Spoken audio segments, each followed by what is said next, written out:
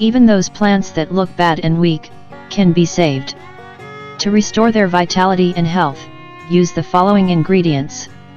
Milk, preferably raw, fresh, dilute 100 ml in 1 liter of water.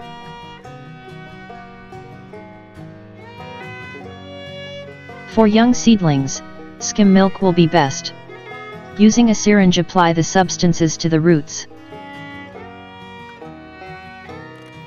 You can also pour the specific into the sprayer and spray the plants. Milk contains many valuable nutrients that strengthen and nourish the plant. It also contains lactic acid bacteria that have a positive effect on the plant.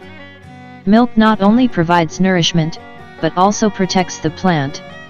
It strengthens immunity and prevents the development of diseases, especially in the early stages of seedlings. In this way you can strengthen the seedlings of your vegetables. This perfect for tomatoes, cucumbers, eggplants, and peppers. It supplies plants with the calcium they need.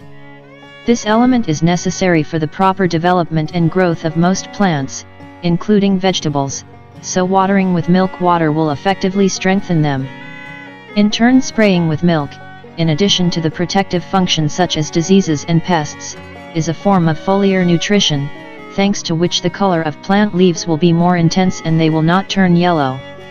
Spraying with milk is an ecological and importantly inexpensive way to protect vegetables against fungal and viral infections, including the most dangerous disease affecting tomatoes and many other vegetables, potato blight and others such as powdery mildew. A layer of milk on the leaves and shoots creates a protective barrier against pathogens. The most important in this process are the proteins contained in milk, which under the influence of the sun have an antiseptic effect, and fungal spores on the leaves are destroyed already at the initial stage of the disease. It is best to spray preventively, from the beginning of cultivation. The treatment is recommended to be repeated regularly every 7 to 10 days.